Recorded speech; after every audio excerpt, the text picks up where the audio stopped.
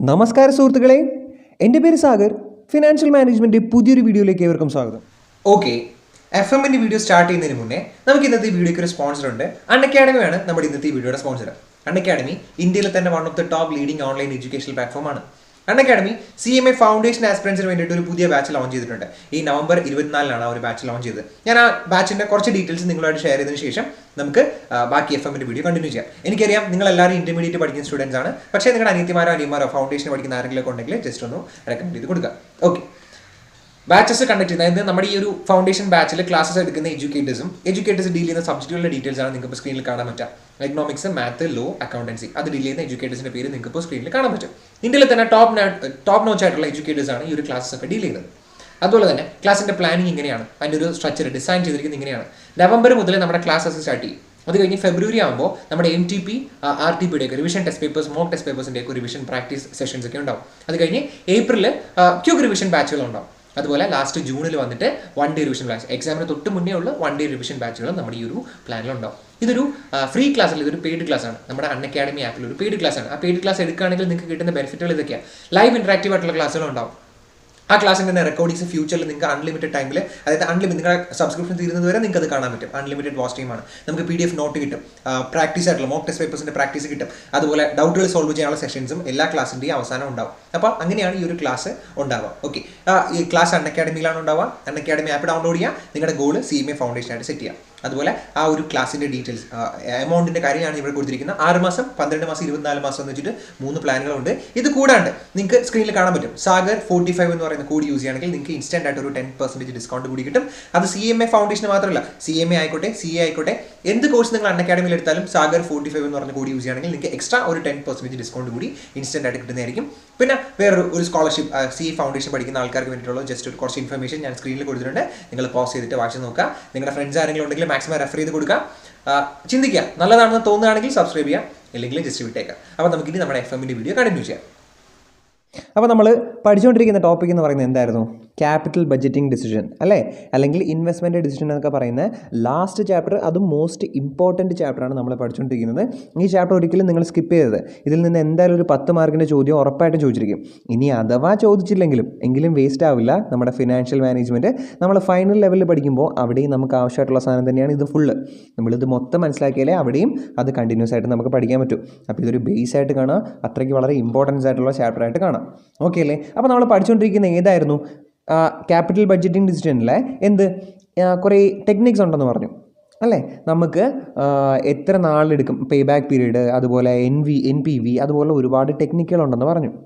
ആ ടെക്നിക്സൊക്കെ നമുക്ക് ബ്രോഡ്ലി 2 ആയിട്ട് ക്ലാസിഫൈ ചെയ്തിട്ടുണ്ടായിരുന്നു. ഒന്ന് ട്രഡീഷണൽ എന്നും രണ്ടാമത്തെ ഡിസ്കൗണ്ടിങ് ക്യാഷ് ഫ്ലോ മെത്തേഡ് എന്നും അല്ലേ. ക്യാഷ് ഫ്ലോ മെത്തേഡ് എന്നൊക്കെ പറഞ്ഞിട്ട് നമ്മൾ 2 ആയിട്ട് അതിനെ ഡിവൈഡ് ചെയ്തിട്ടുണ്ടായിരുന്നു. അതിൽ ട്രഡീഷണൽ മെത്തേഡിൻ്റെ ഏറ്റവും വലിയ പോരായ്മ എന്താണ്? അത് ടൈം ഫാക്ടറിനെ കൺസിഡർ ചെയ്യുന്നേ ഇല്ല.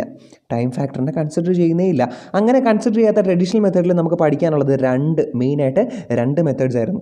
ഏതാണ്? ഒന്നാമത്തേന്ന് പറയുന്നത് അക്കൗണ്ടിങ് റേറ്റ് ഓഫ് റിട്ടേൺ, അല്ലെങ്കിൽ ആവറേജ് റേറ്റ് ഓഫ് റിട്ടേൺ എന്ന് പറയുന്ന ARR. സിമ്പിൾ സാധനമാണ്. ജസ്റ്റ് നമ്മുടെ ഇനീഷ്യൽ സംഭവത്തിൻ്റെ ആവറേജ് എടുക്കുക, നെറ്റ് പ്രോഫിറ്റിൻ്റെ ആവറേജ് എടുക്കുക, അത്രയേ ഉള്ളൂ സംഭവം. രണ്ടും കൂടി ഡിവൈഡ് ചെയ്യുമ്പോൾ നമുക്ക് ആ പരിപാടി ARR കിട്ടും അല്ലേ. ഒരു പെർസെൻറ്റേജിലാണ് നമുക്ക് ARR കിട്ടുന്നത്. അത് നമ്മൾ ചെയ്തു. അത് കഴിഞ്ഞിട്ട് നമ്മൾ കഴിഞ്ഞ വീഡിയോയിൽ പഠിച്ചു. കഴിഞ്ഞ വീഡിയോയിലും അതിന് മുമ്പത്തെ വീഡിയോയിലായിട്ട് നമ്മുടെ പേ ബാക്ക് പീരീഡ് പഠിച്ചു അല്ലേ. വളരെ ഇമ്പോർട്ടൻ്റ് ആയിട്ടുള്ള സാധനമാണ് പേ ബാക്ക് പീരീഡ്. അത്യാവശ്യം നമ്മളിപ്പോൾ ട്രഡീഷണൽ മെത്തേഡ് ചോദിക്കാൻ ചാൻസ് ഇല്ല. ചോദിച്ചാലും അതിൽ പേ ബാക്ക് പീരീഡ് ആയിരിക്കും ചോദിക്കുന്നത്. ജസ്റ്റ് സിമ്പിൾ കാൽക്കുലേഷനാണ്, നമുക്ക് അറിയാവുന്ന കാര്യം തന്നെയാണ്. ഇനി നോക്കിയേ, ആ പേ ബാക്ക് പീരീഡിന് ഒരു പോരായ്മയുണ്ട്. എന്ത്? ട്രഡീഷണൽ മെത്തേഡിൻ്റെ അതേ പോരായ്മ. അതെന്ത് കൺസിഡർ ചെയ്യുന്നില്ല? ടൈം ഫാക്ടറിനെ കൺസിഡർ ചെയ്യുന്നില്ല. ടൈം ഫാക്ടറിനെ കൺസിഡർ ചെയ്യുന്നില്ല. അതെന്താ അങ്ങനെ പറയാൻ കാരണമെന്ന് ഞാൻ പറഞ്ഞുതരാം. നിങ്ങളൊന്ന് ആലോചിക്കുക. നമ്മൾ ഇത്രയും നാൾ ചെയ്ത, ഇപ്പോൾ നമ്മൾ സ്ഥിരം പറയുന്ന എക്സാമ്പിൾ, പേ ബാക്ക് പീരീഡിൽ പറഞ്ഞ എക്സാമ്പിൾ ആണെങ്കിൽ 10 ലക്ഷം രൂപയുടെ ഒരു ഇൻവെസ്റ്റ്മെൻറ്റ് ഓരോ വർഷവും നമുക്ക് 2,50,000 രൂപ വെച്ച് കിട്ടിക്കൊണ്ടിരിക്കുകയാണ്. ക്യാഷ് ഇൻഫ്ലോ ആയിട്ട് 2,50,000 വെച്ച് കിട്ടിക്കൊണ്ടിരിക്കുകയാണ്. നമ്മൾ ചെയ്യുന്നത് എങ്ങനെയാണ്? ബേസിക്കായിട്ട് നമ്മുടെ പേ ബാക്ക് പീരീഡ് കണ്ടുപിടിക്കുന്നതെന്ന് പറഞ്ഞാൽ 10 ലക്ഷം നമുക്ക് അതൊന്ന് എഴുതി നോക്കാം അല്ലേ. എഴുതി നോക്കുമ്പോൾ നിങ്ങൾക്കത് മനസ്സിലാവും. അതായത് 10 lakh rupees നമ്മൾ ഇനിഷ്യലി നടത്തിയ ഇൻവെസ്റ്റ്മെൻറ്റ്. 10 lakh rupees നമ്മൾ ഇനിഷ്യലി നടത്തിയ ഇൻവെസ്റ്റ്മെൻറ്റ്. ഓരോ വർഷവും നമുക്ക് 2,50,000 rupees വെച്ച് കിട്ടുന്നു. ഒരു 6 കൊല്ലമാണ് മെഷീൻ്റെ ലൈഫ് എന്ന് വെച്ചാൽ. ഒരു ഇത്ര കൊല്ലം 6 വർഷം. അങ്ങനെയാണെങ്കിൽ നമ്മൾ സാധാ ചെയ്യുന്ന 1, 2, 3, 4, 5, 6 വർഷം. ഒരു വർഷം 2,50,000 വെച്ച് ഇങ്ങനെ കിട്ടിക്കൊണ്ടേയിരിക്കും അല്ലേ. ഇത് ഈക്വൽ ക്യാഷ് ഫ്ലോ ആയതുകൊണ്ട് നമുക്ക് ഒറ്റയടിക്ക് എന്ത് ചെയ്യാം? ഈ 10 lakh ഡിവൈഡഡ് ബൈ 2,50,000 ചെയ്ത് കഴിഞ്ഞാൽ നമുക്ക് ആൻസർ കിട്ടും 4 years എന്ന്. അപ്പോൾ സിമ്പിളായിട്ട് നമ്മൾ 4 years ഇങ്ങനെയാണ് കാൽക്കുലേറ്റ് ചെയ്യുന്നത് അല്ലേ. ഇവിടെ എന്ത് കൺസിഡർ ചെയ്യുന്നില്ല? ടൈം വാല്യൂ ഓഫ് മണി, പൈസയുടെ ടൈം വാല്യൂ അല്ലേ. നമ്മൾ നേരത്തെ പറഞ്ഞ ആ ടൈം എന്ന് പറയുന്ന ഫാക്ടറിനെ കൺസിഡർ ചെയ്യുന്നില്ല.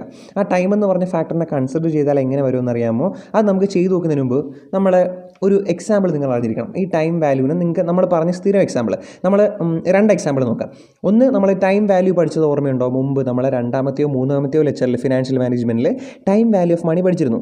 അപ്പോൾ നമ്മൾ പറഞ്ഞ എക്സാമ്പിളാണ്, നിങ്ങൾക്ക് ഓർമ്മയുണ്ടോ? അതായത് പണ്ട് നമ്മുടെയൊക്കെ കുട്ടിക്കാലം എന്ന് പറഞ്ഞാൽ നമ്മളിപ്പോൾ ഒരുപാട് വലുതായിട്ടൊന്നുമില്ല എങ്കിലും ഒരു 10 വർഷമൊക്കെ മുമ്പോട്ട് പോവുകയാണെങ്കിൽ നമ്മൾ കുഞ്ഞായിരുന്ന സമയത്ത് നമ്മൾ 1 രൂപ കൊടുത്തു കഴിഞ്ഞാൽ നമുക്ക് 4 നാരങ്ങ മിഠായി കിട്ടുമായിരുന്നു അല്ലേ. നാരങ്ങ മിഠായി ഓർമ്മയില്ലേ? അത് 1 രൂപ കൊടുത്തു കഴിഞ്ഞാൽ 4 എണ്ണം കിട്ടുമായിരുന്നു. ഇപ്പോഴോ? ഇപ്പോൾ ആ 1 രൂപ കൊടുത്തു കഴിഞ്ഞാൽ 2 എണ്ണം കിട്ടത്തുള്ളൂ. 4 എണ്ണം കിട്ടിയ സ്ഥലത്ത് ഇപ്പോൾ 2 എണ്ണേ കിട്ടത്തുള്ളൂ. അതെന്താണ്? അതെന്തുകൊണ്ടാണ്? ചിന്തിച്ചിട്ടുണ്ടോ? അത് ഈ ടൈം വാല്യൂ ഓഫ് മണി അതിനൊരു ഫാക്ടറാണ്. പിന്നെ വേറൊരു എക്സാമ്പിൾ പറയുകയാണെങ്കിൽ നിങ്ങളൊന്ന് ആലോചിക്കുക. നമ്മുടെ ഗോൾഡ്, എല്ലാവരും മേടിക്കുന്ന ഗോൾഡ്, പൊന്നില്ലാത്ത ഒരു വീടും കാണില്ലെന്നൊക്കെയാണ് പറയുന്നത്. പക്ഷേ അങ്ങനെയുള്ള വീടുകൾ ഇപ്പോഴും കേരളത്തിലുണ്ട്. ഓക്കെ, ഗോൾഡ് നമ്മൾ 1 പവൻ സ്വർണ്ണം വാങ്ങിച്ച്, 1 പവൻ സ്വർണ്ണം എന്ന് പറഞ്ഞാൽ 8 ഗ്രാം അല്ലേ. 8 ഗ്രാം സ്വർണ്ണം നമ്മൾ വാങ്ങിക്കുകയാണ്. വാങ്ങിയത് എന്താണെന്നറിയാമോ? നമ്മളല്ല, നമ്മുടെ അമ്മുമ്മ. നമ്മുടെ ഇന്ത്യക്ക് സ്വാതന്ത്ര്യം കിട്ടിയ സമയത്ത് നമ്മുടെ അമ്മുമ്മ ഒരു പവൻ സ്വർണ്ണം വാങ്ങി. അത് എത്ര രൂപ? 1947 ഇന്ത്യയിലേക്ക് സ്വാതന്ത്ര്യം കിട്ടിയ സമയത്തിന് വാങ്ങിയതാണ്. അന്ന് 1 പവൻ സ്വർണ്ണത്തിന് 100 രൂപയായിരുന്നു. എത്ര രൂപ? 100 രൂപയായിരുന്നു അല്ലേ. ഇതേ അമ്മുമ്മയ്ക്ക് നമുക്ക് ഇപ്പോൾ നമ്മുടെ 2020 ബർത്ത്ഡേ വരുമ്പോഴത്തേക്ക് നമ്മൾ വിചാരിക്കുന്നു അമ്മുമ്മയ്ക്ക് 1 പവൻ സ്വർണ്ണത്തിൻ്റെ ഒരു മാലയോ അല്ലെങ്കിൽ ഒരു മോതിരമൊക്കെ വാങ്ങിക്കൊടുക്കാമെന്ന് വിചാരിച്ചിട്ട് നമ്മൾ എന്ത് ചെയ്യുന്നു? ഇങ്ങനെ സഞ്ചരിച്ച് 2020 നമ്മുടെ ഇപ്പോൾ പ്രസൻറ്റ് പീരീഡിൽ എന്ത് ചെയ്യുന്നു? നമ്മളും പോയി ഗോൾഡ് മേടിക്കുന്നു, ഇതേ സ്വർണ്ണം മേടിക്കുന്ന എത്ര പവൻ തന്നെയാണ്? നേരത്തെ പറഞ്ഞാൽ 1 പവൻ, അതായത് 8 ഗ്രാം തന്നെയാണ് മേടിക്കുന്നത്. ഈ 8 ഗ്രാം വാങ്ങിയപ്പോൾ ഇന്ന് നമ്മൾ കൊടുക്കേണ്ടി വന്ന വിലയെന്ന് പറയുന്നത് 30,000 രൂപയാണ്. എത്ര രൂപയാണ്? 30,000 രൂപയാണ്. പണ്ട് 100 രൂപ കൊടുത്ത സമയത്ത് നമുക്കിപ്പോൾ അതിന് കിട്ടുന്ന ആ 100 രൂപ കൊടുത്ത് നമുക്കിപ്പോൾ ഗോൾഡ് കിട്ടത്തില്ല, ഒരു തേങ്ങയും കിട്ടത്തില്ല അല്ലേ. ഇപ്പോൾ നമുക്ക് ആ 1 പവൻ സ്വർണ്ണം കിട്ടണമെങ്കിൽ 30,000 രൂപ കൊടുക്കേണ്ടി വരണം. പണ്ട് 100 രൂപ കൊടുക്കുന്ന സ്ഥലത്ത് ഇപ്പോൾ 30,000 രൂപ കൊടുക്കേണ്ടി വരണം. ഇതിൻ്റെ കാരണം എന്തൊക്കെയായിരിക്കും? ഒരുപാട് കാരണങ്ങളുണ്ട് അല്ലേ. നമുക്ക് കുറച്ച് കാരണങ്ങൾ നോക്കാം. ഞാനിപ്പോൾ ജനറലൈസ് ചെയ്താണ് പറയുന്നത്, പെർട്ടിക്കുലർലി അല്ല പറയുന്നത്. ജനറലൈസ് ചെയ്ത് നമുക്കിതിൻ്റെ കാരണങ്ങൾ, പൊതുവായിട്ട് വരുന്ന കാരണങ്ങൾ. ഒന്നെന്ന് പറയുന്നത് ഇൻഫ്ലേഷൻ ആവാം. പണത്തിൻ്റെ മൂല്യം ഇടിഞ്ഞതായിരിക്കാം. നമ്മുടെ ഇന്ത്യൻ കറൻസിയുടെ മൂല്യം ഇടിഞ്ഞതായിരിക്കാം അല്ലേ. നിങ്ങളൊന്ന് ആലോചിക്കുക. പണ്ട് $1 ഇപ്പോൾ ഉള്ള 74-64 രൂപയൊക്കെയാണ്. ഇപ്പം ഒരു വർഷമായിട്ട് ഇങ്ങനെ കറങ്ങി നിൽക്കുന്നത്. 74-64 ആ ഒരു റേഞ്ചിലൊക്കെയാണ് നിൽക്കുന്നത്.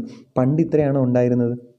അല്ല അല്ലേ. അപ്പം നമ്മുടെ ഇന്ത്യൻ കറൻസിയുടെ മൂല്യം ഇടിഞ്ഞതായിരിക്കാം. ഇൻഫ്ലേഷൻ ആയിരിക്കും അതിൻ്റെ കാരണം അല്ലേ. പണപ്പെരുപ്പോ പണം ചുരുക്കോ അതുപോലുള്ള ഒരുപാട് നമ്മുടെ എക്കണോമിക്സ് പരമായിട്ടുള്ള ഒരുപാട് കാരണങ്ങൾ അവിടെ ഉണ്ടാവാം അല്ലേ. ചിലപ്പം കാരണം അത് തന്നെ ആയിരിക്കാം. ഇനി വേറൊന്നുണ്ട്, റിസ്ക് ആൻഡ് റിട്ടേൺ.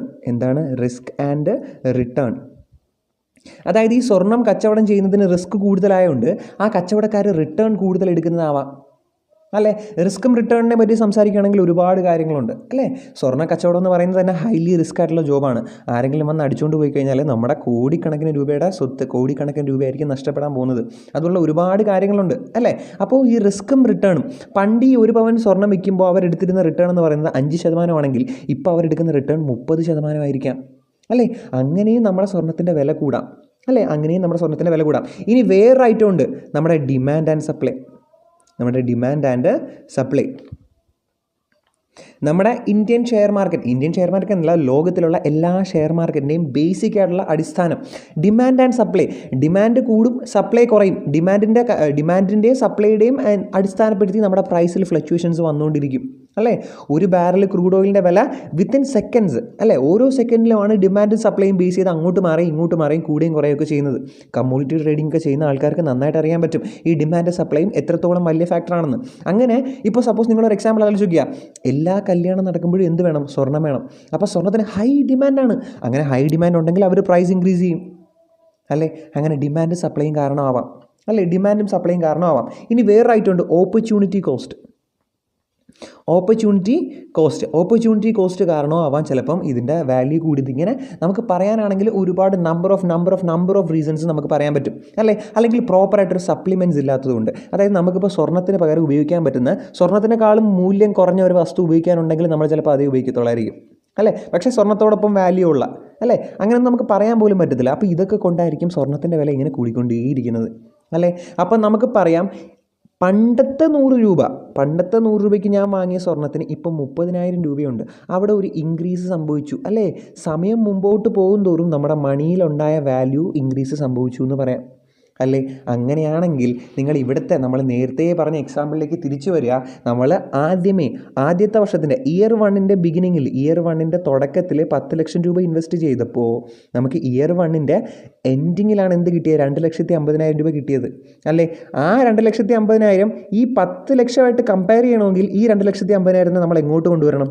ഈ 10 ലക്ഷത്തിലോട്ട് കൊണ്ടുവരണ്ടേ? ഇനി അടുത്ത ഇയറിനെ പറ്റി ചിന്തിച്ച് നോക്കി. നിങ്ങൾക്ക് അറിയാവുന്ന കാര്യം തന്നെയാണ്, ഞാൻ ജസ്റ്റ് ചുമ്മാ എൻ്റെ സാറ്റിസ്ഫാക്ഷന് വേണ്ടിയിട്ട് ഒന്നും കൂടെ പറയുന്നതാണെന്ന് സങ്കല്പിച്ചാൽ മതി. ഓക്കെ, ഇനി നമ്മൾ ഇയർ 1ൻ്റെ ബിഗിനിങ്ങിൽ 10 ലക്ഷം രൂപ ഇൻവെസ്റ്റ് ചെയ്തു. ഇയർ 1 കഴിഞ്ഞു, 2ൻ്റെ എൻഡിലാണ് നമുക്ക് അടുത്ത 2,50,000 കിട്ടുന്നത്, അല്ലേ? ഈ 2,50,000 നമ്മുടെ ഈ ഇയർ 1ൻ്റെ ബിഗിനിങ്ങിൽ കിട്ടിയിരുന്നെങ്കിൽ ഇന്നത്തെ വാല്യൂ, ഈ 10 ലക്ഷം ഇൻവെസ്റ്റ് ചെയ്ത അന്നത്തെ വാല്യൂ കിട്ടാൻ വേണ്ടിയിട്ട് ഇതിനെ നമ്മൾ ഇങ്ങോട്ട് ഒരു വട്ടം ജമ്പ് ചെയ്ത് പിന്നെയും ഇങ്ങോട്ട് ഒരു വട്ടം ജമ്പ് ചെയ്യേണ്ടി വരും, അല്ലേ? ഒരു 2 വർഷം ബാക്കിലോട്ട് കൊണ്ടുവരും. അത് കണക്ക് 3ാമത്തെ വർഷത്തിന് ഇങ്ങോട്ടൊരു വട്ടം അങ്ങനെ 3 പ്രാവശ്യം ജമ്പ് ചെയ്യേണ്ടി വരും. അങ്ങനെ ഈ ഓരോ വാല്യൂവിനെയും ഇങ്ങോട്ട് കൊണ്ടുവന്നാലല്ലേ നമുക്കതിൻ്റെ പ്രോപ്പറായിട്ടുള്ള മണി വാല്യൂവിൻ്റെ ബേസിൽ നമ്മുടെ ഈ പേ ബാക്ക് പീരീഡ് കൺസിഡർ ചെയ്യാൻ പറ്റും, അല്ലേ? അതാണ് നമ്മളിവിടെ പഠിക്കാൻ പോകുന്നത്. അതായത് പേ ബാക്ക് പീരീഡിൻ്റെ ഏറ്റവും വലിയ പോരായ്മയായിട്ടുള്ള ടൈം ഫാക്ടറിനെ കൂടി നമ്മളിവിടെ കൺസിഡർ ചെയ്യുന്നു. അതിനെയാണ് ഡിസ്കൗണ്ടഡ് പേ ബാക്ക് എന്ന് പറയുന്നത്. നോക്കി, ആ ഡിസ്കൗണ്ടഡ് എന്ന് പറഞ്ഞ ഒരു വാക്ക് നമ്മൾ എല്ലാ സാധനങ്ങളും പഠിക്കുമ്പോൾ ആ വാക്ക് വെച്ചിട്ടാണ് തുടങ്ങുന്നത്, ഡിസ്കൗണ്ടഡ്. ആ ഡിസ്കൗണ്ടഡ് എന്ന് ഇവിടെ വരാൻ കാരണം എന്താണ്? മനസ്സിലായില്ലേ? ഈ 3ാമത്തെ വർഷത്തിനെ നമ്മൾ ഓരോ 2 വർഷത്തിന് ബാക്കിലോട്ട് ഡിസ്കൗണ്ട് ചെയ്യുന്നു. ഇതിനെ ഇങ്ങോട്ട് ഡിസ്കൗണ്ട് ചെയ്യുന്നു, ഇതിനെ ഡിസ്കൗണ്ട് ചെയ്യുന്നു. അങ്ങനെ ഓരോ വാല്യൂവിനെയും നമ്മുടെ പ്രസൻറ്റ് വാല്യൂയിലോട്ട് നമ്മൾ ഇൻവെസ്റ്റ്മെൻറ്റ് നടത്തിയ ആ വർഷത്തേക്ക് ഡിസ്കൗണ്ട് ചെയ്യുന്നു, അല്ലേ? ഓർമ്മയുണ്ടോ? ബാക്കിലോട്ട് വരുന്നതിന് ഡിസ്കൗണ്ടിങ് എന്നും മുമ്പോട്ട് ഈ 10 ലക്ഷം രൂപ 5 വർഷം കഴിഞ്ഞാൽ എത്രയായിരിക്കും എന്ന് പറയുന്നതിനെ നമ്മൾ ഫ്യൂച്ചർ വാല്യൂ കണ്ടുപിടിക്കുന്നതിന് കോമ്പൗണ്ടിങ് എന്നൊക്കെ പഠിച്ചായിരുന്നു, ടൈം വാല്യൂ. നിങ്ങൾ ആ വീഡിയോ കണ്ടിട്ടില്ലെങ്കിൽ ജസ്റ്റ് ഒന്ന് കണ്ടിട്ട് വാ. ഞാൻ നേരെ മുകളിൽ ഐ ബട്ടണിലും കൊടുത്തിരിക്കാം, താഴെ ഡിസ്ക്രിപ്ഷൻ ബോക്സിലും കൊടുത്തിരിക്കാം. നിങ്ങൾ ആ വീഡിയോ ഒന്ന് കാണുക, ഓക്കെ അല്ലേ? അങ്ങനെ നമ്മൾ ഡിസ്കൗണ്ട് ചെയ്ത് കണ്ടുപിടിക്കാൻ പോവുകയാണ്. ഓക്കെ, ഇനി നമ്മൾ ആ ടൈം വാല്യൂ ചാപ്റ്റർ പഠിച്ച എല്ലാവർക്കും അറിയാം, ഡിസ്കൗണ്ട് ചെയ്യണമെങ്കിൽ ഒരു റേറ്റ് വേണം, അല്ലേ? നിങ്ങൾ നോക്കിയേ, ഈ സ്വർണ്ണത്തിൻ്റെ എക്സാമ്പിൾ പറയുകയാണെങ്കിൽ 100 രൂപ 30,000 രൂപയായിട്ട് മാറി. ഏത് റേറ്റിൽ? അതിനൊരു റേറ്റ് പറയണം, അല്ലേ? നമുക്ക് ക്വസ്റ്റ്യനിൽ മിക്കപ്പോഴും ഈ റേറ്റ് തന്നിരിക്കും. ഈ റേറ്റ് തരുന്നത് എങ്ങനെയാണെന്നാണോ? ഒന്നുകിൽ തരും കോസ്റ്റ് ഓഫ് ക്യാപിറ്റൽ എന്ന് തരും, cost of capital is equal to 10% എന്ന് തരും. അതിൻ്റെ അർത്ഥം 1 രൂപ നെക്സ്റ്റ് ഇയർ ആകുമ്പോൾ 10% കൂടെ കൂടും, അല്ലേ? അതായത് 1 രൂപയുടെ 10% ആയിട്ടുള്ള ഒരു 10 പൈസ കൂടെ കൂടിയിട്ട് 1 രൂപ 10 പൈസയാവും നെക്സ്റ്റ് ഇയറിൽ എന്നാണ് ഇതിൻ്റെ അർത്ഥം, ഓക്കെ അല്ലേ? ചിലപ്പോൾ അത് കോസ്റ്റ് ഓഫ് ക്യാപിറ്റൽ എന്ന് തരാം, അല്ലെങ്കിൽ ഇൻഫ്ലേഷൻ റേറ്റ് എന്ന് തരാം, അല്ലെങ്കിൽ ഇൻക്രീസ് ഓഫ് മണി എന്ന് തരാം. അങ്ങനെ എന്ത് രീതിയിൽ വേണമെങ്കിലും തരാം. Cost of capital, inflation rate, അല്ലെങ്കിൽ നമ്മുടെ PV factor, PV percentage, present വാല്യൂവിൻ്റെ പെർസെൻറ്റേജ്, അങ്ങനെ ഏത് രീതിയിൽ വേണമെങ്കിലും തരാം. ഒരു പെർസെൻറ്റേജ് അവർ തന്നിരിക്കും, ഓക്കെ അല്ലേടാ? അപ്പോൾ നമ്മൾ ഈ പെർസെൻറ്റേജ് വെച്ചിട്ട് ഈ മണിയെ എന്ത് ചെയ്യണം? നമ്മളെ പ്രസൻറ്റ് വാല്യൂയിലോട്ട് മാറ്റണം. അതിനാണ് ഡിസ്കൗണ്ടിങ് എന്ന് വിളിക്കുന്ന ആ മെത്തേഡിനെയാണ് ഡിസ്കൗണ്ടിങ് പേ ബാക്ക് പീരീഡ് എന്ന് വിളിക്കുന്നത്. ഡിസ്കൗണ്ടിങ് പേ ബാക്ക് പീരീഡ് എന്ന് വിളിക്കുന്നത്. അങ്ങനെയാണെങ്കിൽ നമുക്കൊരു കാര്യം ചെയ്യാം. ഈ നേരത്തെ പറഞ്ഞ ഈ 10 ലക്ഷം രൂപ 2,50,000 വെച്ച് കിട്ടുന്ന ഈ എക്സാമ്പിളിനെ നമ്മുടെ ഈ ഡിസ്കൗണ്ടിങ് പേ ബാക്ക് പീരീഡ് മെത്തേഡിൽ എങ്ങനെ ചെയ്യാൻ പറ്റും നമുക്ക് നോക്കാം. അതിനെ എങ്ങനെ ഡിസ്കൗണ്ട് ചെയ്യാൻ പറ്റും എന്നൊക്കെ നമുക്ക് നോക്കാം. ഏത് പെർസെൻറ്റേജിൽ? 10%ലാണ് നമുക്ക് എന്ത് ചെയ്യുന്നത്? ഇൻഫ്ലേഷൻ നടക്കുന്നതെങ്കിൽ 10%ലാണ് നമുക്ക് റിട്ടേൺ കിട്ടുന്നതെങ്കിൽ ഓക്കെ അല്ലേ? ഈ 10% പല രീതിയിൽ തരാം. കോസ്റ്റ് ഓഫ് ക്യാപിറ്റൽ എന്നോ റിസ്ക് റിട്ടേൺ എന്നോ അങ്ങനെ എന്തെങ്കിലുമൊക്കെ ആയിരിക്കും തരുന്നത്. നിങ്ങൾ ആ വേർഡിൽ സ്റ്റിക്ക് ഓൺ ചെയ്ത് കൊളവാക്കേണ്ട, അത് ജസ്റ്റ് ഇങ്ങനെ തന്നെ സങ്കല്പിച്ച് വെച്ചാൽ മതി.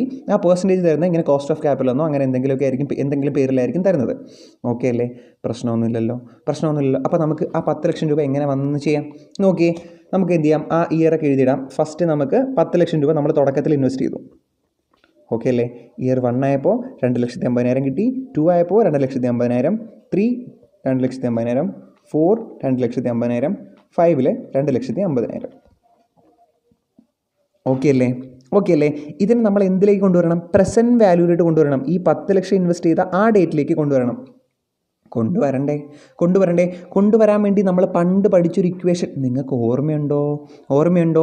Present value is equal to future value into 1/1 + i raised to n അല്ലെങ്കിൽ 1 + r raised to n എന്നൊക്കെ നമ്മൾ പഠിച്ചു, ഓർമ്മയുണ്ടോ? ഓർമ്മയില്ലെങ്കിലും കുഴപ്പമില്ല. ഓർമ്മയില്ലെങ്കിലും ഒരു പ്രശ്നമില്ല. നമ്മൾ ഇപ്പോൾ പുതിയതായിട്ട് തന്നെ പഠിക്കും. പുതിയതായിട്ട് പഠിക്കും. ഇവിടെ 10% അല്ലേ, 10% അല്ലേ. അപ്പോൾ നമ്മൾ 10% വെച്ച് എന്ത് ചെയ്യണം? ഇതിനെ ഡിസ്കൗണ്ട് ചെയ്യണം. 10% വെച്ച് ഡിസ്കൗണ്ട് ചെയ്യണം. അപ്പോൾ നോക്കി, ഇവിടെ 1 ഇയർ അല്ലേ. 1 ഇയർ ചെയ്യുമ്പോൾ നമുക്ക് ആ 10% ഡിസ്കൗണ്ട് ചെയ്യുന്നതിൻ്റെ PV ആനുവിറ്റി ഫാക്ടർ എന്ന് പറഞ്ഞൊരു സാധനം, പുതിയൊരു ടേം എങ്കിൽ പുതിയൊരു ടേം അങ്ങനെ തന്നെ പഠിച്ചു. PV factor, PV annuity factor അല്ല, സോറി, PV ഫാക്ടർ. ആ PV ഫാക്ടർ എങ്ങനെ കണ്ടുപിടിക്കാൻ പറ്റുമോ നോക്കാം. ഒന്നുമില്ല, നമ്മൾ സാധാ ചെയ്യുന്ന എങ്ങനെയാടാ നോക്കി, ഈ 2,50,000 ഡിവൈഡഡ് ബൈ 1 + 1.1 ഇങ്ങനെ ചെയ്യുമ്പോൾ നമുക്ക് ഇങ്ങനൊരു എമൗണ്ടൊക്കെ ആയിരിക്കും കിട്ടുന്നത്.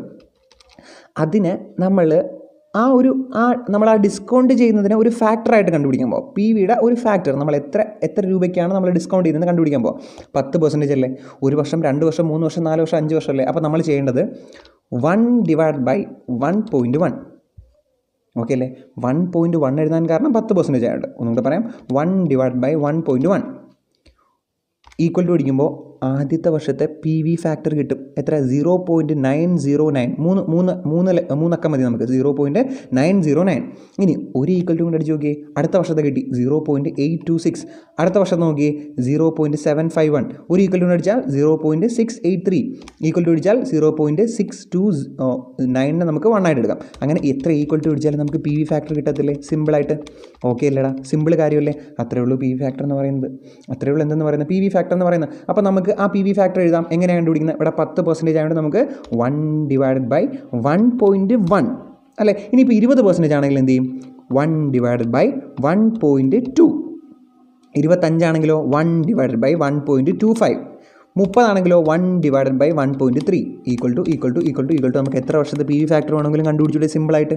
ഓക്കെ അല്ലേ. അപ്പോൾ നമുക്ക് ഇവിടുത്തെ PV ഫാക്ടർ 10% അല്ലേ. അപ്പോൾ 1 divided by 1.1 is equal to 0.909. അപ്പോൾ എഴുതാൻ പോവാണ് 0.909.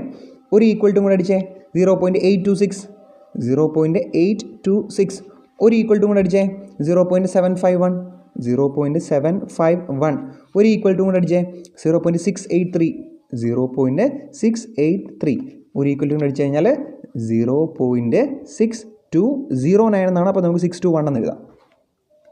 പ്രശ്നമുണ്ടോടാ? പ്രശ്നമുണ്ടോ? കൺഫ്യൂഷൻ ആണെങ്കിൽ നിങ്ങൾ കണ്ടിന്യൂ ചെയ്ത് പോവുക. നമ്മൾ മുമ്പോട്ട് പഠിക്കുമ്പോൾ നിങ്ങൾക്ക് പിന്നെയും കുറച്ചും കൂടെ എളുപ്പത്തിൽ മനസ്സിലാവും. ഓക്കെ അല്ലേ. ഇനി ഈ 2,50,000 ഈ PV ഫാക്ടർ കൊണ്ട് നമ്മൾ മൾട്ടിപ്ലൈ ചെയ്ത് കഴിഞ്ഞാൽ നമുക്ക് ഈ വർഷത്തിലെത്താം. അതുപോലെ ഈ 2,50,000 ഈ PV ഫാക്ടർ കൊണ്ട് മൾട്ടിപ്ലൈ ചെയ്താൽ നമുക്ക് ഈ വർഷത്തിലെത്താം. ഈ 2,50,000 ഈ PV ഫാക്ടർ കൊണ്ട് മൾട്ടിപ്ലൈ ചെയ്താൽ നമുക്ക് ഈ 10 ലക്ഷം കൊണ്ടുവന്ന ആ വർഷത്തിലേക്ക് എത്താം. നമുക്കിനി മൾട്ടിപ്ലിക്കേഷൻ നടത്താം. നോക്കി, 2,50,000 ഇൻറ്റു എത്ര? 0.909 കിട്ടി. 2,27,250. അതുപോലെ 2,50,000 into 0.826 is equal to 2,06,500. 2,06,500. Okay അല്ലേ. അതുപോലെ ഇൻറ്റു 751 ചെയ്ത് കഴിഞ്ഞാൽ നമുക്ക് കിട്ടും 1,87,750. അതുപോലെ ഇൻറ്റു 2,50,000 ഇൻറ്റു 0.683 ചെയ്ത് കഴിഞ്ഞാൽ നമുക്ക് കിട്ടി എത്ര? 1,70,750. അതുപോലെ ഇൻറ്റു 0.621 ചെയ്ത് കഴിഞ്ഞാൽ നമുക്ക് കിട്ടും 2,50,000 ഇൻറ്റു 0.621 ചെയ്ത് കഴിഞ്ഞാൽ എത്ര കിട്ടും? 1,55,250 റുപ്പീസ് എന്ന് കിട്ടും. നോക്കിയടാ, നോക്കിയേ. ഇതാണ് എന്തെന്ന് പറയുന്നത് present value of cash flow. Present value of cash flow. അവർ തന്നിരിക്കുന്ന ക്യാഷ് ഫ്ലോയുടെ പ്രസൻറ്റ് വാല്യൂ ഇതായിരുന്നു. നോക്കി, നമ്മൾ സാധാ പോലെ നമ്മുടെ സിമ്പിൾ പേ ബാക്ക് പീരീഡ് പോലെ ചെയ്ത് കഴിഞ്ഞാൽ നമുക്കിവിടെ 4 വർഷം ഒന്ന് കിട്ടും. 2,50,000, 5 ലക്ഷമായി, 7,50,000 10 ലക്ഷം ഇവിടെ 4ാമത്തെ വർഷത്തിൽ നമുക്ക് കംപ്ലീറ്റ് ആയിട്ട് കിട്ടി. ഇനി ഇപ്പോൾ ഒന്ന് നോക്കിയേ, നിങ്ങൾ ഇപ്പോഴൊന്ന് നോക്കിയേ. ആദ്യത്തെ വർഷം 2,50,000 കിട്ടുന്നുണ്ടെങ്കിൽ അതിൻ്റെ പ്രസൻറ്റ് വാല്യൂ എന്ന് പറയുന്നത് 2,27,250 മാത്രമാണ്. അടുത്ത വർഷമാകുമ്പോൾ ആ 2,50,000 വീണ്ടും കുറഞ്ഞു, 2,06,000 ആയി. പിന്നെ 1,87, 1,70, 1,55 എന്ന് പറഞ്ഞിങ്ങനെ പോവും. നോക്കി, ഈ ക്യാഷ് ഫ്ലോ ഈക്വൽ ആണോ? ഈ ക്യാഷ് ഫ്ലോ ഈവൻ ആണോ? ഈ ക്യാഷ് ഫ്ലോ യൂണിഫോം ആണോ? അല്ല, അൺഈവൻ ആണ്. അപ്പം നിങ്ങൾ ആലോചിക്കുക, എപ്പോഴും ഡിസ്കൗണ്ടിങ് പേ ബാക്ക് പീരീഡ് തന്നാൽ അവിടെ നമുക്ക് നേരത്തെ ചെയ്തതുപോലെ initial investment divided by annual cash flow ചെയ്യാൻ പറ്റില്ല. അവിടെ എപ്പോഴും ക്യാഷ് ഫ്ലോ എന്ന് പറയുന്നത് PV of present value of cash flow എന്ന് പറയുന്നത് അൺഈവൻ ആയിരിക്കും. കാരണം PV ഫാക്ടർ ഇങ്ങനെ മാറിക്കൊണ്ടേയിരിക്കും. PV ഫാക്ടർ എന്ത് ചെയ്യും? ഇങ്ങനെ മാറിക്കൊണ്ടേയിരിക്കും. അപ്പം നമ്മൾ ചെയ്യേണ്ടത് ഓരോ വർഷത്തിൻ്റെയും ഇനി സാധാ പോലെ ക്യുമുലേറ്റീവ് കണ്ടുപിടിക്കുക. ക്യുമുലേറ്റീവ് കണ്ടുപിടിച്ചിട്ട് എവിടെ വരും അതുപോലെ ചെയ്യാം. നമുക്ക് ക്യുമുലേറ്റീവ് കണ്ടുപിടിക്കാം. ഇവിടെ 2,27,250 തന്നെയാണ്. 2,27,250 പ്ലസ് അടുത്ത വർഷത്തെ എത്രയാണ് 2,06,500 ആഡ് ചെയ്തപ്പോൾ നമുക്ക് 4,33,750 എന്ന് കിട്ടി. ഓക്കെ അല്ലേ? പ്ലസ് 1,87,750 എത്ര കിട്ടി? 6,21,500. ഓക്കെ അല്ലേ? അടുത്ത വർഷത്തെ 1,70,750 ആഡ് ചെയ്തപ്പോൾ നമുക്ക് 7,92,250 എന്ന് കിട്ടി. അടുത്ത വർഷത്തെ പ്ലസ് 1,55,250 9,47,500. ഓക്കെ അല്ലേ? നോക്കി, ഇവിടെ 10 ലക്ഷം പോലും തികഞ്ഞില്ല. നമുക്ക് ഒരു വർഷം കൂടെ കണ്ടിന്യൂ ചെയ്യേണ്ടി വരും. നമുക്ക് നോക്കി 6 വർഷം ഉണ്ടായിരുന്നു, ഞാനിവിടെ 5 വർഷം എഴുതിയുള്ളൂ. അതുകൊണ്ടാണ് ഇവിടെ 6 ഇയറും കൂടെ ചെയ്ത് കഴിഞ്ഞാൽ നമുക്ക് പ്രോപ്പറായിട്ട് എൻ്റെ ആൻസർ കിട്ടും. ചെയ്യണോ? ചെയ്യാം. 6th ഇയർ 2,50,000 തന്നെയാണ്. നമുക്ക് ഇവിടുത്തെ PV ആനുവിറ്റി ഫാക്ടർ എങ്ങനെ കണ്ടുപിടിക്കാം? 6ാമത്തെ വർഷമല്ലേ? 1/1.1. 1, 2, 3, 4, 5, 6 എത്ര വന്നു? 0.564 എന്ന് വന്നു അല്ലേ? ഈ 0.564 നമുക്ക് 2,50,000 ഇൻറ്റു 0.564 കൊണ്ട് മൾട്ടിപ്ലൈ ചെയ്യുമ്പോൾ നമുക്ക് കിട്ടും 1,41,000. അപ്പോൾ നമുക്ക് ഈ 1,41,000 കൂടി ഇതിനോട് ആഡ് ചെയ്യാം. 9,47,500 ആഡ് ചെയ്യുമ്പോൾ നമുക്ക് എത്ര കിട്ടി? 10,88,500 കിട്ടിയില്ലേ? അപ്പോൾ നമുക്ക് ഈ വർഷമാണ് 10 ലക്ഷം കവർ ആവുന്നത്. ഇതിൻ്റെ പേ ബാക്ക് പീരീഡ് നമുക്ക് എങ്ങനെ കണ്ടുപിടിക്കാൻ പറ്റും? നേരത്തെ ചെയ്ത പോലെ തന്നെ 5 വർഷമായപ്പോൾ നമുക്ക് 9 ലക്ഷം കിട്ടി. 6ാമത്തെ വർഷമാണ് 10 ലക്ഷത്തിൽ ഞങ്ങൾ കൂടുതൽ വരുന്നുണ്ട്. അപ്പോൾ നമുക്ക് എഴുതാം 9 ഇയേഴ്സ് പ്ലസ്, കാണാൻ പറ്റുന്നില്ലേ? 9 ഇയേഴ്സ് പ്ലസ് ഈ നമുക്ക് ടോട്ടലി വേണ്ട എത്രയാണ്? 10 ലക്ഷം മൈനസ് ഇതുവരെ എത്ര കിട്ടി? 9,47,500 കിട്ടി. ഡിവൈഡഡ് ബൈ അടുത്ത വർഷത്തെ ഇൻകം, അടുത്ത വർഷത്തെ ഇൻഫ്ലോ. എത്രയാണ് ഇൻഫ്ലോ? ഇത് വേണം എടുക്കാൻ, PV ഫാക്ടർ വേണം എടുക്കാൻ. 1,41,000. ഓക്കെ അല്ലേ? ചെയ്യുമ്പോൾ നമുക്ക് ആൻസർ കിട്ടും. നമുക്ക് നോക്കാം. 10 lakh മൈനസ് 9,47,500 ഡിവൈഡഡ് ബൈ 1,41,000 എത്ര കിട്ടി? 0.37 എന്ന് കിട്ടിയില്ലേ? ഇൻറ്റു 12 ചെയ്താൽ നമുക്ക് മന്ത് കിട്ടും, 4 months എന്ന് കിട്ടും. അപ്പോൾ നമുക്ക് എഴുതാം 9 ഇയേഴ്സ് പ്ലസ് 4 months. ഡേയ്സ് കിട്ടാൻ വേണ്ടിയിട്ട് നമുക്ക് ഈ 4നെ മാറ്റുക, ഇൻറ്റു 30 ചെയ്ത് കൊടുക്കുക. ഡേയ്സ് കിട്ടി 14 days. ഇങ്ങനെയാണ് നമുക്ക് എന്ത് കിട്ടുന്നത്? പേ ബാക്ക് പീരീഡ് കിട്ടുന്നത്. ഓക്കെ അല്ലേ? സിമ്പിൾ അല്ലേ? ഇവിടെ നമ്മൾ 5 ആണ്, 5 years. ഓക്കെ അല്ലേ? നമ്മുടെ കഴിഞ്ഞ മെത്തേഡിൽ, അതായത് വെറും സിമ്പിൾ പേ ബാക്ക് പീരീഡിലാണെങ്കിൽ 4 വർഷം കൊണ്ട് കിട്ടിയ സാധനം discounted pay back period time ഫാക്ടറും കൂടെ കൺസിഡർ ചെയ്തപ്പോൾ 4 കഴിഞ്ഞ് 5 കഴിഞ്ഞ് 5 വർഷവും 4 മാസവും 14 ദിവസവും എടുത്തു നമുക്ക് കിട്ടാൻ വേണ്ടിയിട്ട്. ഓക്കെ അല്ലേ? അപ്പോൾ നമ്മുടെ ടൈം ഫാക്ടറിനെ കൂടെ കൺസിഡർ ചെയ്യുന്ന മെത്തേഡാണ് ഡിസ്കൗണ്ടഡ് പേ ബാക്ക് പീരീഡ് എന്ന് മനസ്സിലായില്ലേ? സിമ്പിൾ അല്ലേ പഠിക്കാൻ? ഒന്നുമില്ല, ആ ഒരു PV ഫാക്ടർ കൂടി കണ്ടുപിടിക്കണം, അത്രേ ഉള്ളൂ. ഈ PV ഫാക്ടർ കണ്ടുപിടിക്കേണ്ട കാര്യം പോലും ഇല്ല. എല്ലാ എക്സാമിനും ഒരു മെജോറിറ്റി CAയുടെ എക്സാമിനെല്ലാം കമ്പൽസറി ആയിട്ട് ഉറപ്പായിട്ടും തന്നിരിക്കും. നമ്മുടെ CMAയുടെ എക്സാമിന് തന്നില്ലെങ്കിലും കുഴപ്പമില്ല, നമുക്ക് എന്ത് ചെയ്യാം? അത് കണ്ടുപിടിക്കാം. എങ്ങനെയാണ് കണ്ടുപിടിക്കുന്നത്? 1/1 ആ റേറ്റ് അല്ലേ? 1/1 പ്ലസ് എത്ര? നമ്മുടെ interest rate I raise to എത്ര വർഷമാണോ N. കണ്ടില്ലേ? 1/1.I/N അല്ലെങ്കിൽ 1/1.R/N എന്ത് വേണോ ആയിക്കോട്ടെ, ഇൻട്രസ്റ്റ് എന്നോ റേറ്റ് എന്നോ എന്ത് വേണമെങ്കിലും എഴുതാം. ഓക്കെ അല്ലേ? അത് നമ്മൾ സിമ്പിളായിട്ട് കാൽക്കുലേറ്ററിൽ എങ്ങനെ കണ്ടുപിടിക്കുന്നത്? 1/1.10% ആണെങ്കിൽ 1.1, ഒരു വർഷമാണെങ്കിൽ 2, 3, 4, 5, 6, 7 നമുക്ക് അങ്ങനെ എത്ര വേണമെങ്കിലും കിട്ടും. ഇനി 10% വേണ്ട, നമുക്ക് 25% ആണെങ്കിൽ 1/1.25, 1, 2, 3, 4, 5, 6 ഇങ്ങനെ കിട്ടിക്കൊണ്ടേയിരിക്കും. സിമ്പിൾ കാൽക്കുലേഷൻ അല്ലേ? നമുക്കറിയാവുന്ന കാര്യമല്ലേ ഉള്ളൂ, പ്രശ്നമൊന്നും ഇല്ലല്ലോ. ഇനി നമുക്ക് എന്ത് ചെയ്യാം? ഈ പേ ബാക്ക് പീരീഡിൻ്റെ ഒരു ക്വസ്റ്റ്യൻ ചെയ്യാം. ഒരു ക്വസ്റ്റ്യനോ അല്ലെങ്കിൽ 2 ക്വസ്റ്റ്യനോ ചെയ്യാം. നമുക്ക് ടൈം പെർമിറ്റ് ചെയ്യുന്നത് കണക്ക് ഈ പേ ബാക്ക് പീരീഡിൻ്റെ ക്വസ്റ്റ്യനും കൂടെ ചെയ്തിട്ട് ഈ വീഡിയോ ഒന്ന് ക്ലോസ് ചെയ്യാം. അപ്പോൾ നമുക്ക് ചെയ്യാം. ഫസ്റ്റ് ക്വസ്റ്റ്യൻ എന്താ പിടിച്ചോ? Question number 1. അതായത് നമുക്ക് ജസ്റ്റ് അവർ ചുമ്മാ തന്നിരിക്കണം, വെറുതെ തന്നിരിക്കുന്നത് ഇങ്ങനെ തന്നിരിക്കുകയാണ്. അതായത് മെഷീൻ എ ഇങ്ങനെ ക്വസ്റ്റ്യൻ ചോദിച്ചിട്ടുണ്ട് കേട്ടോ എക്സാമിന്. മെഷീൻ ബി ഇങ്ങനെ ചോദിച്ചിട്ട് തന്നിരിക്കുന്ന 10,000, 5,000, 3,000, ഒരു 4,000, 2,000. ഓക്കെ, ഇവിടെ തന്നിരിക്കുന്നത് 20,000, 9,000, 7,000, 6,000, 4,000. ഓക്കെ, ഇങ്ങനെ രണ്ട് സംഭവം തന്നിരിക്കും. എന്തൊക്കെയോ രണ്ട് മെഷീനെന്ന് എഴുതിയിട്ടുണ്ട്, കുറച്ച് നമ്പേഴ്സൊക്കെ എഴുതി വെച്ചിട്ടുണ്ട്, ഇല്ലേ, കുറച്ച് നമ്പേഴ്സൊക്കെ എഴുതി വെച്ചിട്ടുണ്ട്. എന്നിട്ട് അവർ നമ്മളോട് ചോദിക്കും ഈ രണ്ട് മെഷീനറിയിൽ ഏത് മെഷീനറി ആയിരിക്കും നിങ്ങൾ പർച്ചേസ് ചെയ്യുന്നതെന്ന്. ഇതിലേത് മെഷീനറി ആയിരിക്കും നിങ്ങൾ പർച്ചേസ് ചെയ്തതെന്ന് നമ്മളോട് ചോദിക്കും. അപ്പോൾ നമുക്ക് ഇത് വെച്ചിട്ട് കണ്ടുപിടിക്കാൻ പറ്റുമോ എങ്ങനെയാണ് സംഭവം എന്നൊക്കെ? ഇവിടെ 20,000 ആണേ, സോറി 20,000. അപ്പോൾ ഈ ക്വസ്റ്റ്യനെ റീഡ് ചെയ്യേണ്ടത് എങ്ങനെയാണെന്നറിയാമോ? ഈ ക്വസ്റ്റ്യനെ മനസ്സിലാക്കേണ്ടതെന്ന് പറയുന്നത്, അതായത് ഇവർക്ക് രണ്ട് മെഷീനറി, രണ്ട് പ്രപ്പോസൽസ് ആണ് ഇവർക്കുള്ളത്. ഓക്കെ അല്ലേ? ആ ഓരോ മെഷീനറി മേടിക്കാനും 20,000 രൂപ ഇനിഷ്യൽ ക്യാഷ് ഔട്ട്ഫ്ലോ ആവും. ആ ഔട്ട്ഫ്ലോ അല്ലേ അവരുടെ കയ്യിൽ നിന്ന് പുറത്ത് പോകണതല്ലേ, അതുകൊണ്ടാണ് അത് ബ്രാക്കറ്റിലിട്ടിരിക്കുന്നത്. കണ്ടോ? അപ്പോൾ നോക്കിയേ, ഇനിഷ്യലി അവർക്ക് 20,000 രൂപ വെച്ചിട്ട് അവരുടെ കയ്യിൽ നിന്ന് പോകും. ഓക്കെ, ആദ്യത്തെ മെഷീനറി ആണെങ്കിൽ ആദ്യത്തെ വർഷം 5,000 രൂപയും, 2-ൽ 3, പിന്നെ 4-ൽ 4,000, അങ്ങനെ കണ്ടിന്യൂസ് ആയിട്ട് 5,000, 3,000, 4,000, 2,000 എന്ന് പറയുന്ന റിട്ടേൺ ഇങ്ങോട്ട് ഇൻകം കിട്ടിക്കൊണ്ടിരിക്കും, അതായത് ക്യാഷ് ഇൻഫ്ലോ വന്നുകൊണ്ടിരിക്കും. രണ്ടാമത്തെ മെഷീനറി ആണെങ്കിൽ 9,000, 7,000, 6,000, 4,000 വെച്ചിട്ട് ഇങ്ങനെ കിട്ടിക്കൊണ്ടിരിക്കും. ഇതിലേത് മെഷീനറിയാണ് നിങ്ങൾ ചൂസ് ചെയ്യുന്നതെന്നാണ് ചോദിച്ചിരിക്കുന്നത്. ഇതിലേത് മെഷീനറി നിങ്ങൾ ചൂസ് ചെയ്യുന്നതാണ് ചോദിച്ചിരിക്കുന്നത്. അത് ഏത് മെത്തേഡിൽ ചെയ്യാനാണ്? ഡിസ്കൗണ്ടഡ് പേ ബാക്ക് പീരീഡ് മെത്തേഡിൽ ചെയ്യാൻ. എങ്ങനെ ചെയ്യാൻ? ഡിസ്കൗണ്ടഡ് പേ ബാക്ക് പീരീഡ് മെത്തേഡിൽ ചെയ്യാൻ നമുക്ക് ചെയ്യാം. നമ്മളിപ്പോൾ അങ്ങോട്ട് പഠിച്ചതേ ഉള്ളൂ, പക്ഷേ ഒരു റേറ്റും കൂടെ വേണം. റേറ്റ് അവർ തന്നിരിക്കും. അവർ പറയും ഇപ്പോൾ cost of capital is equal to 10%. 10% തന്നെ ചെയ്ത് നോക്കാം, കാരണം 10% ആണ് ചെയ്യാൻ ഏറ്റവും എളുപ്പം. ആ 10% റേറ്റ് നമ്മളിങ്ങനെ കണ്ടിന്യൂസ് ആയിട്ട് 10% ആയിരിക്കും ഇവിടെ നമ്മൾ ഏറ്റവും കൂടുതൽ ചെയ്യുന്നത്. അത് ഇങ്ങനെ ചെയ്ത് നമുക്ക് ആ റേറ്റ് കാണാപ്പാടം പഠിച്ചോളൂ നമ്മൾ ചെയ്ത് വരുമ്പോൾ. അപ്പോൾ നമുക്ക് നോക്കാം ഇതിനെ 10%-ലൊക്കെ ഡിസ്കൗണ്ട് ചെയ്തിട്ട് നമുക്ക് എങ്ങനെ ചെയ്യാൻ പറ്റുമെന്ന് നോക്കാം. ഓക്കെ അല്ലേ?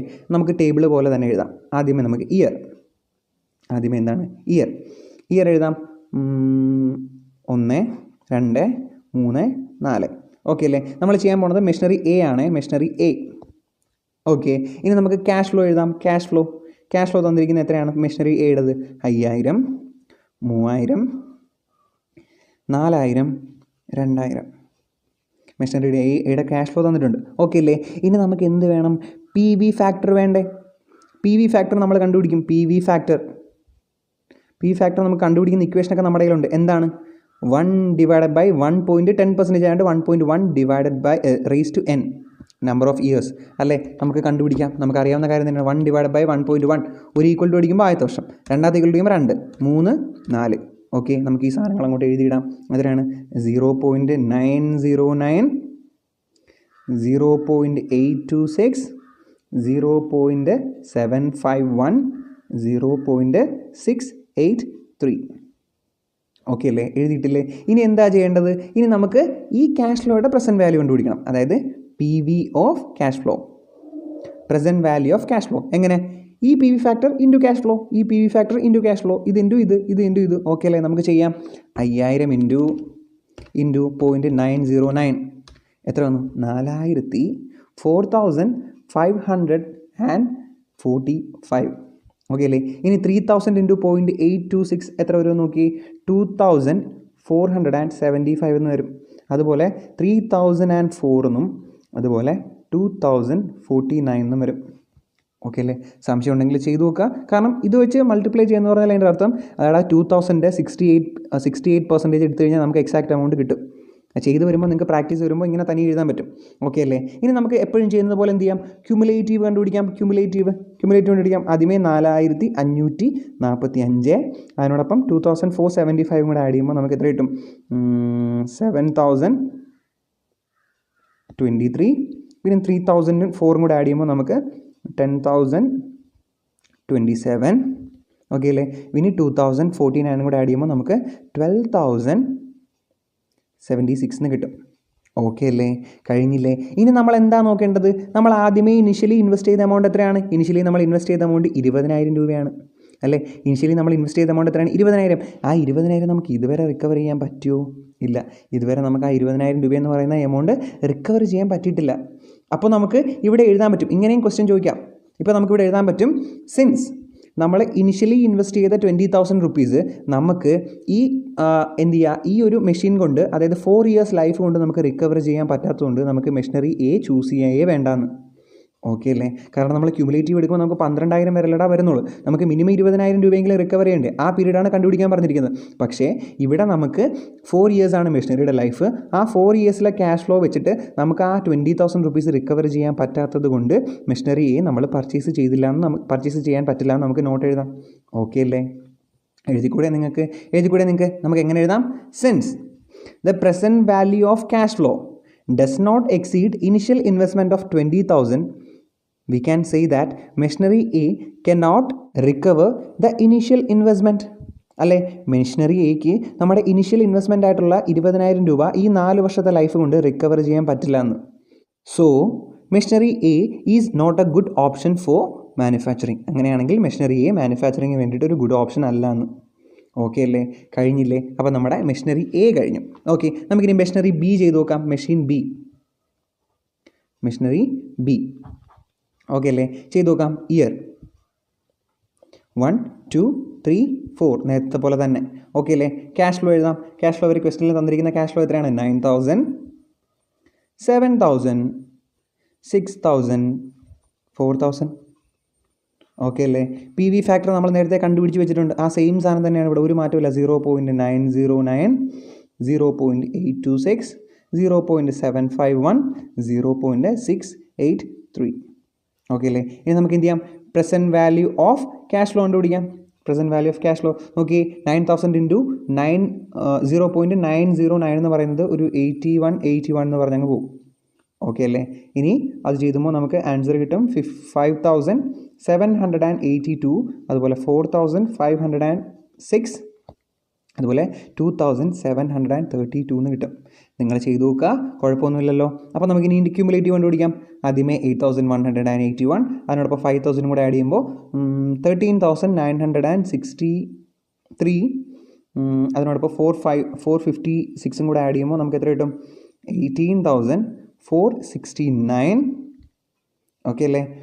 അതിനോടൊപ്പം ഇതും കൂടെ ആഡ് ചെയ്യുമ്പോൾ നമുക്ക് 21,201.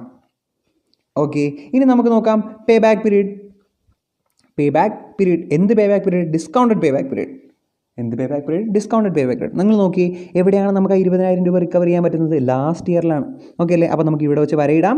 ലാസ്റ്റ് ഇയറിന് തൊട്ട് മുമ്പുള്ള തേർഡ് ഇയർ എഴുതാം. തേർഡ് ഇയർ പ്ലസ് എത്ര രൂപയാണ് നമുക്ക് വേണ്ടത്? 20,000 അല്ലേ? അപ്പോൾ 20,000 മൈനസ് ഇതുവരെ നമ്മൾ എത്ര റിക്കവർ ചെയ്തു? 18,469, 18,469 റുപ്പീസ് നമ്മൾ റിക്കവർ ചെയ്തു. ഡിവൈഡഡ് ബൈ ആ വർഷത്തെ ഇൻകം എത്രയാണ്? 2,732. നമുക്ക് ആ പ്രോബ്ലം സോൾവ് ചെയ്ത് നോക്കാം. 20,000 മൈനസ് 18,469 ഡിവൈഡഡ് ബൈ 2,732 എത്ര കിട്ടി? 0.56 എന്ന് കിട്ടി. നമുക്ക് ഇൻറ്റു എത്ര ചെയ്യാം? 12 ചെയ്യുമ്പോൾ നമുക്ക് 6 മന്ത് എന്ന് കിട്ടും. അപ്പോൾ നമുക്ക് എഴുതാം 3 ഇയേഴ്സ് 6 മന്ത്. ഡേയ്സ് വേണമെങ്കിൽ എന്ത് ചെയ്യാം? -6 അടിക്കുക. അപ്പോൾ ഫ്രാക്ഷൻ മാത്രമാവും. ഇൻറ്റു 30 ചെയ്ത് കഴിഞ്ഞാൽ നമുക്ക് ഡേയ്സും കിട്ടും. 22 ഡേയ്സ്. ഓക്കെ അല്ലേ? പേ ബാക്ക് പീരീഡ് നിങ്ങൾക്ക് മനസ്സിലായോ? ഇനി പ്രോബ്ലം ചെയ്യണോ? വേണമെങ്കിൽ നമുക്ക് ഒരു പ്രോബ്ലം കൂടി ചെയ്യാം. ഇതാ വന്ന ക്വസ്റ്റ്യൻ വായിച്ചു നോക്കി. Project A has an initial investment of 4 lakh rupees. Project എക്ക് ഒരു ഇനിഷ്യൽ ഇൻവെസ്റ്റ്മെൻറ്റ് 4 lakh rupees ഉണ്ട്. Okay, it's cash flow for 5 years are 1,20,000, 1,50,000, 1,08,000, 90,000 and 72,000. Okay, അവരുടെ ക്യാഷ് ഇൻഫ്ലോസ് തന്നിട്ടുണ്ട്. Determine the discounted pay back period determine ചെയ്യാൻ പറഞ്ഞിട്ടുണ്ട്. Okay, take P V factor as 0.909, 0.826, 0.751, 0.683 and 0.621. അപ്പോൾ P V factor അവർ നേരിട്ട് തന്നെ തന്നിട്ടുണ്ട്. Okay അല്ലേ? നമ്മൾക്ക് ജസ്റ്റ് ഒന്ന് പേ ബാക്ക് പീരീഡ് കണ്ടുപിടിച്ച് കൊടുക്കുക. ഈ ഫാക്ടർ കണ്ടുപിടിക്കുമ്പോൾ തന്നെ നമുക്കറിയാം, ഈ ഫാക്ടർ നോക്കിയാൽ തന്നെ നമുക്കറിയാം ഇത് എത്രേൻ്റെ ആയിരിക്കും, എത്ര പെർസെൻറ്റേജിൻ്റെ ആയിരിക്കും. നമ്മൾ നേരത്തെ ചെയ്ത 2 എക്സാമ്പിൾ പോലെ തന്നെ 10% ആയിരിക്കും. ഓക്കെ അല്ലേ? അത് ഞാൻ ചുമ്മാ പറഞ്ഞതേ ഉള്ളൂ. നിങ്ങൾക്ക് ഇനി അങ്ങോട്ട് മുമ്പോട്ട് ചെയ്ത് വരുമ്പോൾ ഈ 10-ൻ്റെയും 20-യുടെയും ഒക്കെ കാണാതെ പഠിച്ചോളൂ. ഓക്കെ അല്ലേ? നമുക്ക് ചെയ്യാം. എങ്ങനെയാണ് ചെയ്യുന്നത്? ഫസ്റ്റ് നമ്മൾ ഇയർ എഴുതുന്നു. 1, 2, 3, 4, 5 ഇയർ എഴുതി. ഇനി നമുക്ക് എന്ത് ചെയ്യാം? ക്യാഷ് ഫ്ലോ എഴുതാം. നമ്മുടെ ക്യാഷ് ഫ്ലോ അവർ തന്നേക്കുന്ന ക്യാഷ് ഫ്ലോ അതുപോലെ എഴുതാം. 1,20,000, 1,50,000, 1,08,000, 90,000 ആൻഡ് 72,000. ഓക്കെ അല്ലേ? നമ്മൾ ക്യാഷ് ഫ്ലോ എഴുതി. ഇനി നമുക്ക് ആ പി വി ഫാക്ടർ എഴുതാം. പി വി ഫാക്ടർ അവർ തന്നിട്ടുണ്ട്, നമുക്ക് കണ്ടുപിടിക്കാൻ പോലും വേണ്ട. 0.909, 0.826, 0.751, 0.683, 0.621. ഓക്കെ അല്ലേ? ഇനി നമുക്ക് എന്ത് ചെയ്യാം? നമ്മുടെ present value of cash flow കണ്ടുപിടിക്കാം. എങ്ങനെ? 1,20,000 ഇൻറ്റു 0.909 എത്ര വന്നു? 1,09,080. ഓക്കെ അല്ലേ? അതുപോലെ നമുക്ക് ബാക്കിയുള്ളതും ചെയ്യാം. 1,50,000 ഇൻറ്റു എത്രയാണ്? 0.826 എത്ര വരും? 1,23,900. അതുപോലെ 1,08,000 ഇൻറ്റു 0.751 81,108. അതുപോലെ 90,000 ഇൻറ്റു 0.683 61,470. 72,000 ഇൻറ്റു 0.621 44,712. ഓക്കെ, ഇനി നമുക്ക് എന്ത് ചെയ്യാം? ക്യുമുലേറ്റീവ് കണ്ടുപിടിക്കാം. ക്യുമുലേറ്റീവ് ഓഫ് എന്ത്? Present value of cash flows, cash inflows. Okay, ആദ്യത്തെ വർഷം 1,09,080 പ്ലസ് 1,23,900 ആഡ് ചെയ്യുമ്പോൾ നമുക്ക് 2,32,980 പ്ലസ് 81,108 ആഡ് ചെയ്യുമ്പോൾ നമുക്ക് 3,14,088 പ്ലസ് 61,470 ആഡ് ചെയ്യുമ്പോൾ 3,75,558 പ്ലസ് 44,712 4,20,270. ഓക്കെ അല്ലേ? കഴിഞ്ഞു. നമ്മുടെ ടേബിളിൻ്റെ പ്രിപ്പറേഷൻ കഴിഞ്ഞു. ഇനി നോക്കുക, നമ്മുടെ ഇനീഷ്യൽ ഇൻവെസ്റ്റ്മെൻ്റ് ആയിട്ടുള്ള 4 lakh നമുക്ക് എപ്പോഴാണ് കിട്ടിയത്? ലാസ്റ്റ് ഇയറിലാണ് കിട്ടിയത്. അപ്പോൾ നമുക്ക് ലാസ്റ്റ് ഇയറിൻ്റെ മുമ്പിൽ വെച്ച് നമ്മൾ ചെറിയൊരു വര ഇടും അല്ലേ? എന്നിട്ട് ആ ഇയർ ഏതാണെന്ന് വെച്ചാൽ അതങ്ങ് എഴുതും. ഏതാണ് അതിന് തൊട്ട് മുമ്പുള്ള ഇയർ? 4 years പ്ലസ് നമുക്ക് എത്രയാണ് വേണ്ടത്? 4 lakh മൈനസ് ഇതുവരെ എത്ര റിക്കവർ ചെയ്തു? 3,75,558 നമ്മൾ റിക്കവർ ചെയ്തു. ഡിവൈഡഡ് ബൈ ആ വർഷത്തെ ഏർണിങ്സ് എത്രയാണ്? ആ വർഷത്തെ ഏർണിങ്സ് എന്ന് പറഞ്ഞാൽ 61,400 ആ വർഷത്തെ ഏർണിങ്സ് അല്ല, നെക്സ്റ്റ് ഇയറിലെ ഏർണിങ്സ് എത്രയാണ്? 44,712. ഇതല്ലടാ, നെക്സ്റ്റ് ഇയറിലെ ഏർണിങ്സ് 44,712. ഓക്കെ അല്ലേ? നമുക്ക് ചെയ്ത് നോക്കാം. 4 lakh മൈനസ് ഇതുവരെ റിക്കവർ ചെയ്ത 3,75,558 ഡിവൈഡഡ് ബൈ 44,712 എത്ര കിട്ടി? 0.5466 എന്ന് കിട്ടും അല്ലേ? നമുക്ക് ഇൻറ്റു 12 അടിച്ച് കഴിഞ്ഞാൽ നമുക്ക് എന്ത് ചെയ്യാം? മന്ത് കിട്ടും. അപ്പോൾ നമുക്ക് ആൻസർ കിട്ടി 4 years 6 months മൈനസ് 6 അടിക്കുക ഇൻറ്റു 30 ചെയ്യുമ്പോൾ നമുക്ക് ഡേയ്സും കിട്ടും. എത്ര ഡേയ്സ്? 17 days. ഓക്കെ അല്ലേ? കഴിഞ്ഞില്ലേ? ഇതാണ് ഡിസ്കൗണ്ടഡ് പേ ബാക്ക് പീരീഡ് എന്ന് പറയുന്നത്. സിമ്പിൾ സാധനമല്ലേ?